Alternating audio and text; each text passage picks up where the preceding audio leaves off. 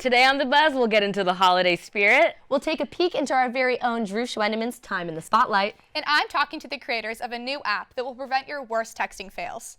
Hi,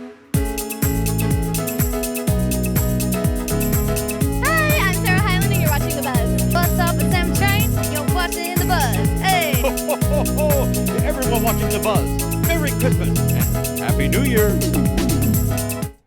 Welcome to The Buzz. I'm JT Rose. I'm Sophie Flay. And I'm Charlotte Pruitt. Let's get started with the Hollywood Hot Second. As always, celebrities are feuding. Actress Rose McGowan spoke out recently in response to Caitlyn Jenner's Glamour Woman of the Year speech, where Jenner commented that one of the hardest parts about being a woman is picking out an outfit, guys. The actress took to Facebook to say, "We are more than deciding what to wear. We are more than the stereotypes foisted upon us by people like you." The post has since been deleted. From personal attacks to panic attacks, Missy Elliott recently reveals that she was hospitalized before her recent Super Bowl performance.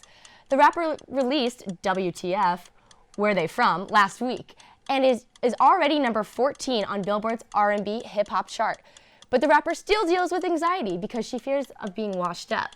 Oh, poor Missy. I'm still a fan. Me too. And I'm also a fan of David Beckham, who was just named People's 2015 Sexiest Man Alive. Hallelujah. The athlete's new title was revealed during a guessing game with the audience of Jimmy Kimmel Live. Upon receiving the award, Beckham joked that it was the best moment of his career, even going as far to thank his hairdresser and stylist and his parents for bringing him into the world. So humble. And that's all for this week's Hollywood Hot Second. But speaking of Hollywood, it's official, the Christmas spirit has hit the town. JT, I heard you kicked off the holiday season last weekend. That's right, I did. I was on hand at the Grove's annual Christmas tree lighting, so take a look. Hey guys, it's JT Rose and I'm here with The Buzz, and we're at the Grove's all-new Christmas show hosted by Seth MacFarlane. A big crowd gathered to get into the Christmas spirit with performances by top hat dancers Seth MacFarlane, Catherine McPhee, and Meghan Trainor. It doesn't feel like the holiday season until that tree is in my entry. And I think especially after what happened last night, too, in Paris, it's important for us to get out, to be free, to show, hug your loved ones a little closer tonight, and that's why I'm here.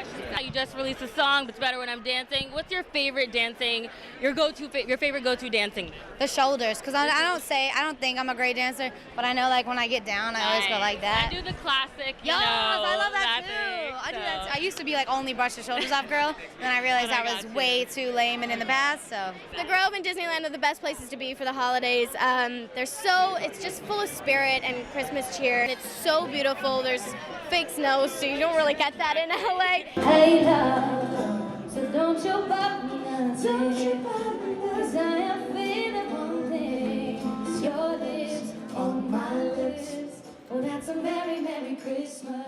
Even though we're talking right now and Christmas is still a few days away, you have time to fix everything. And of course, it's a season of giving. So the easiest way you can do something is to give something to someone else. Make somebody else's life a little better for Christmas. And who could forget why we were all there in the first place? For the Christmas tree lighting and fireworks, of course. Well, guys, that's going to do it for us here at the Grove's Christmas with Seth MacFarlane. I'm JT Rose, and I'll see you guys soon. I'm Charlotte Pruitt, and today I'm sitting with USC student Adam Rund, who is currently working for a fun and helpful app called TextBert. It launched 2 months ago and already has more than 2,000 users. Check it out. You get a text from a girl named Becky, and you're not really sure what to say back.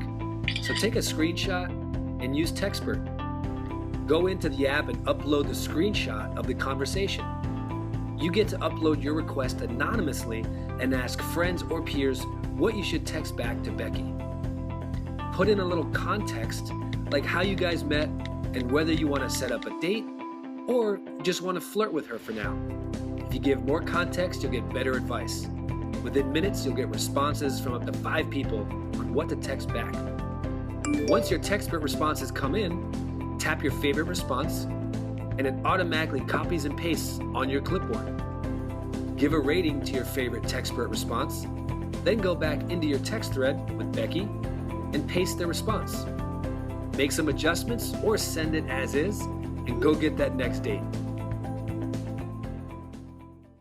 So you take a screenshot and you send it to TextBert, and then what happens? Can you walk me through the process? Of course. So essentially, if you're asking for advice, you take a screenshot, you can add in some context, how many times you hung out, what's your end goal, something like that. and you send it up, you submit the request, and within a few minutes, you're going to get multiple responses from multiple other TextBerts. Okay. And with those responses, you can select which one you think would fit more accurately in your conversation, and it automatically copies it to your clipboard. You switch over to your text message, paste it, and voila. Can you edit it before you send it?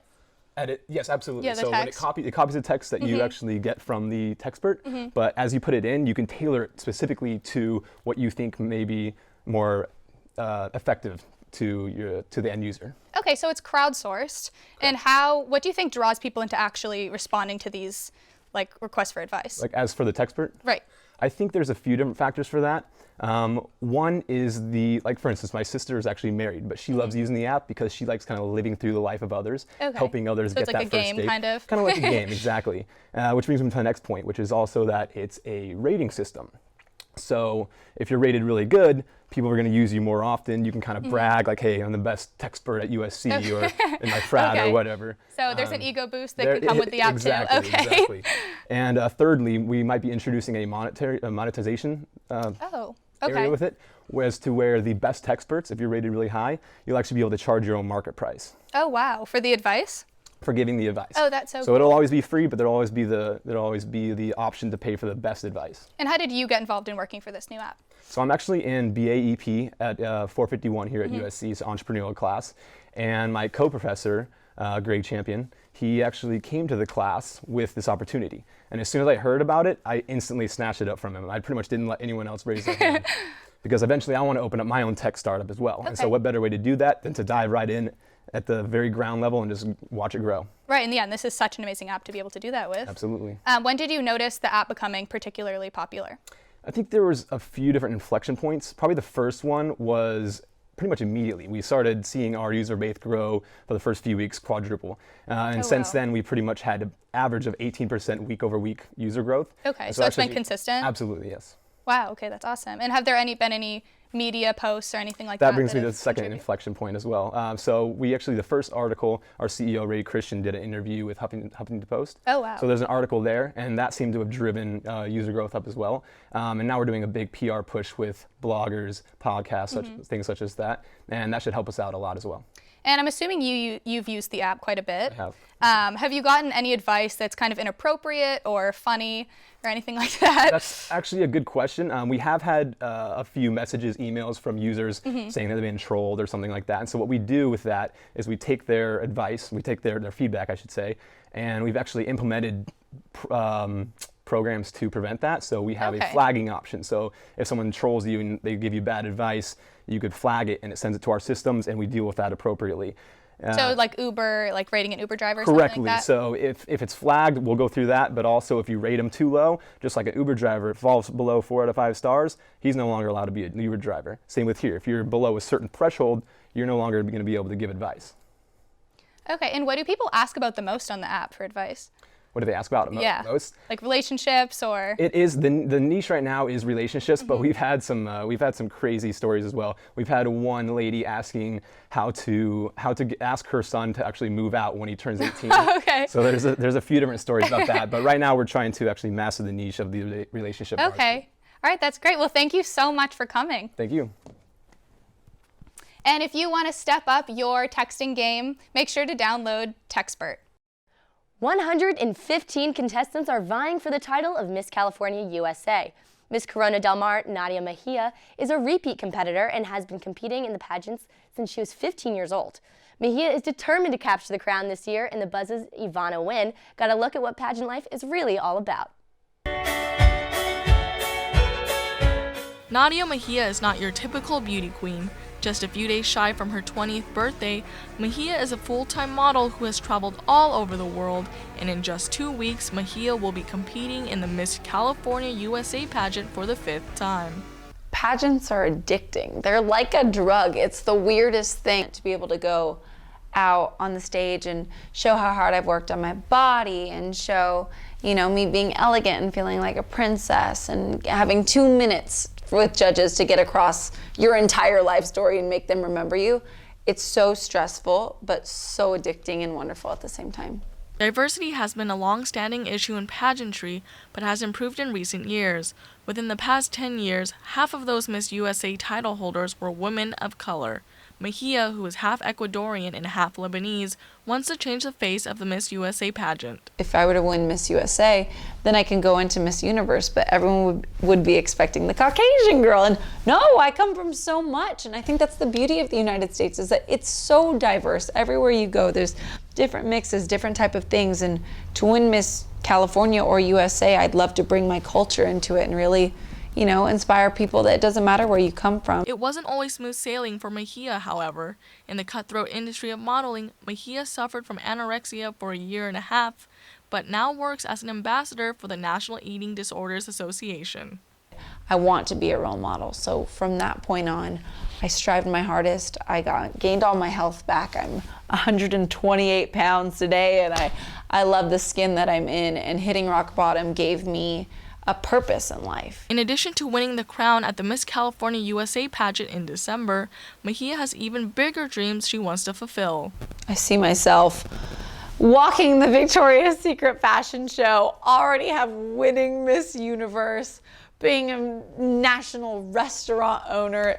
My dreams are absolutely insanely ambitious, but hey, you gotta dream big to, you know, go somewhere. And I'm doing everything I can to get to these points in my life, so let's cross our fingers that I get there. But 5 years from now, let's hope I got my life together. It sure takes a lot of work to be a beauty queen. You can buy tickets or live stream the Miss California USA pageant, which will take place on December 6th in Long Beach. From Rudolph to Elf to Miracle on 34th Street, Christmas movies are a huge part of the holidays. The Buzz's Kristen Lago checked out the premiere of the latest holiday offering from Hollywood. 'Twas the night before Christmas, well, at least here in Hollywood, where the stars of the night before took the red carpet to premiere their new holiday movie.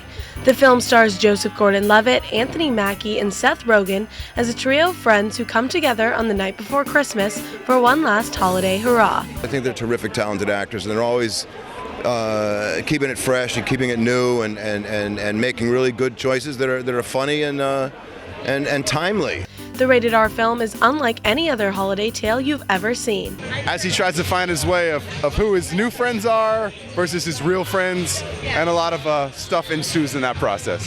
And was inspired by the real-life events of the trio, along with writer and director Jonathan Levine. We just got drunk and we would get, and we bonded. We really grew closer. Me and my friends really grew closer from being together on this night. They became like a surrogate family to me. And in many ways, that's what the movie's about. As for the boys' craziest Christmas memories? Honestly, my life is really boring in reality. That's why we have to make fun movies like this, right? My friends and I would always hang out and like steal stuff from the costume shop at Juilliard and go to Christmas parties all the time, and we were always the best dressed. Probably last Christmas when the interview came out or didn't come out. That's all for us here on the red carpet premiere of The Night Before. You can catch the film when it hits theaters on Friday. Back to you. But it wasn't all fun and games for Kristen. Though the holiday spirit was in the air, the stars were quick to give her a hard time about being a Trojan. We could just get you to say, I'm Seth Rogen and you're watching The Buzz, just for promo. I'm Seth Rogen and you're watching something I've never heard of called The Buzz. Just so you know, I'm a UCLA fan. Okay, goodbye. Oh, no! I want you to fight on for us. You! C! Oh, okay. We're gonna do this whole thing. L! You have so many UCLA. A! UCLA! Fight, fight, fight! What now? Well, I don't think I can interview you now. We'll see next week. Now let's toss it to Sophie, who's at the couch with an up-and-coming Trojan artist. Welcome to The Sound with Sophie Flay. For this week's Talented Trojan Spotlight, I'm here with USC student Kendra Calhoun, whose EP Crazy For You is now out. I like when you run red lights, don't stop till you thrill me. Oh, how you thrill me, always in control. How you do it, I don't know, but I don't care. Take me anywhere, 'cause Hi Kendra, thank you so much for being here. How are you doing today? I'm good, thanks for having me. Good, oh yeah, of course. So when did you start making music? I started when I was about 10 years old. Okay. It was just like singing in the shower kind of stuff. And then a girl in my class, her mom taught voice lessons. She was like, why don't you just come on, try out a lesson? Oh, great. And I kind of just grew from there. Awesome. Yeah. So you recently just performed at the Lorenzo Yes, right? I did. So do you perform a lot? Is that something you're into? I do. I love performing. It gets a little hard, you know, juggling school and performing, but I'm trying to like get out there more and look for more opportunities around USC, but definitely a passion of mine. Great, awesome. So you performed at the Lorenzo, you like to perform at school, and your new album is out. That's so exciting, like a lot going on with you right now. So Thank you, yes. yeah, of course. So off of your album, is there any one song that kind of sticks out to you because of like a certain story? I noticed on your website that you said that each song is very unique and has its own personal story behind it. Is there anyone that stands out to you in particular? Okay, so the one song, Blue, it's the second song in there, was written, I actually took a songwriting class here, and we had to like pick an object or a color, and so I chose the color blue. And then I kind of tied it into like personal experience of like love, heartbreak, and wanted to relate like things that are blue with like the feeling of being blue, and like tied that together. So that's one of my favorite songs on the album. Awesome, awesome. Yeah. So how long did it take you to write Crazy For You, the whole album? The whole album probably took me about a year. Okay. Wow, that's so impressive. Thank you. It was a lot of work. Yeah. I didn't realize it going into it, but it was so rewarding, and I want to keep writing and doing that kind of stuff. So. Totally. So what kind of music can we find on this album? Is it a little blues? Is it pop? What's the vibe? Definitely like feel-good pop with a little like blues influence, I would say. Some of the songs like Raise Me is a little country, so I like all kinds of music, so I think that's kind of reflected in my sound. It's not like, you can't pinpoint it and say, oh, it's pop, oh, it's like jazz, oh, it's, you know, it's a mixture, I would say. Great. Oh, that's awesome.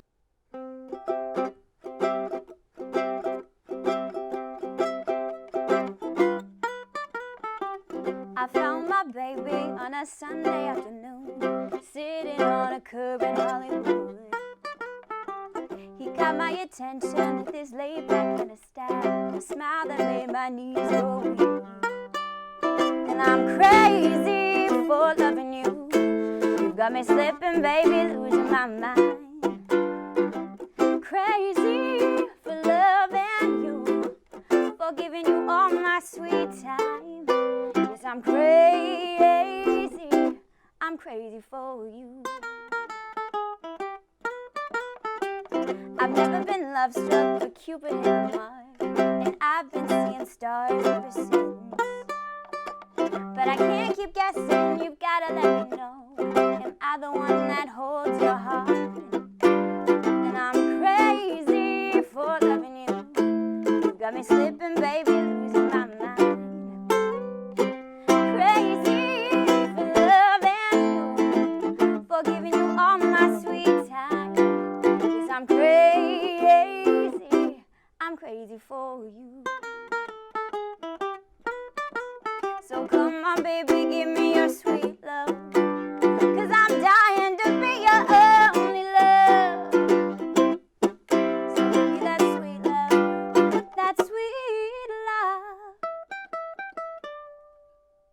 And I'm crazy for loving you. You've got me slipping, losing my mind. Crazy for loving you, for giving you all my sweet time. 'Cause I'm crazy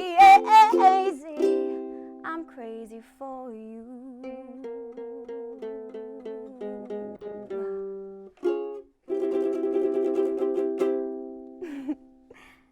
Thank you so much, Kendra and Gideon. You guys were awesome.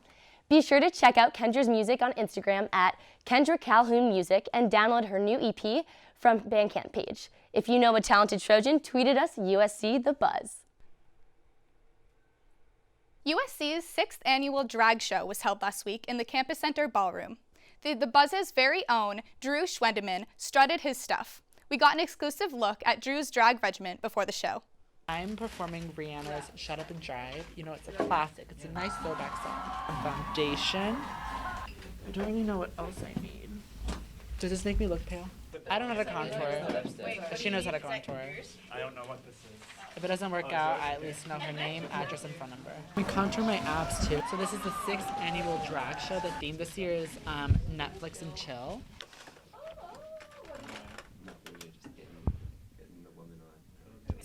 if you're like not close to done, we should move this downstairs. Your cheeks are on point. That's how you get an extra minute. Like thick eyebrows, right? All right. We're moving downstairs. Follow me. It's go time.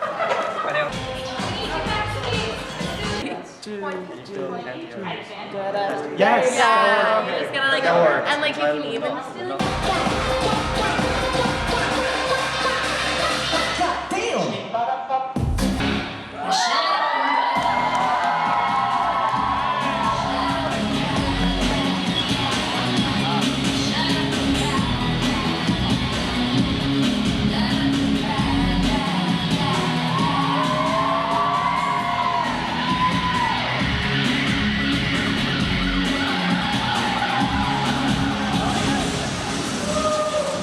Great job, Drew. You really know how to work a stage. And now, let's go to our Game Master Dustin Sloan for this week's Trojan Trivia. Many politicians are treating the 2016 election like a reality show, so let's see how different the politicians and reality stars really can be in this edition of Housewives or Politicians. Who said it? Are you guys ready? I'm ready. Okay. First quote, "These women are trash. Nobody's going to believe them." Did a real housewife or a politician say it? I'm gonna say politician. I'm gonna say housewife. I'm gonna politician? Oh no. Okay, let's see. The answer is a politician. Let's go. Hillary Clinton We're once said tied that. right now. It's okay. Hillary Clinton? Hillary Clinton Oh, once that's said surprising. that. I would have guessed Donald Trump. Yeah, me too. Okay, quote number 2. I don't care. None of this is interesting to me. Housewife or politician? I'm gonna say politician again, just because why not? Yeah, politician. Sorry, housewife. Okay. It doesn't sound like a politician. That is a Real Housewife quote. Oh, Bethany from the Real Housewives always of New York wins. said that. Always killing it, JT. Okay, third question. Without me, they would have nothing to talk about. Who said it? Politician or housewife? I'm gonna say politician every time. Donald Trump. That has to be like a Donald Trump politician. quote. Politician? You're all Can I going go politician. Yeah. The answer is Real Housewives. Oh, shoot. Brandy from the Real Housewives of Beverly Hills. Wait, said no, that. I never win. I remember when she said that. Okay, I feel bad. Okay, all right. Let's get it on. Final quote. He is arguably crossing the line from husband to pimp. Housewife or politician? Okay, well that has to be a housewife, right? Yes. A politician can't say that. I'm gonna say housewife. I don't know. No, you know what? I'm gonna go with housewife. I'm gonna go with politician. JT's going with politician. The answer is politician. Mike Huckabee once said that. Actually about Beyonce and Jay-Z, he said that about. Oh. What? Throwing some shade. Okay. Great job, guys. Thanks for playing. I believe, JT, you're our winner. Oh, shocker. Great job. Thanks, guys. That's all for The Buzz this week. I'm Charlotte Pruitt. And I'm Sophie.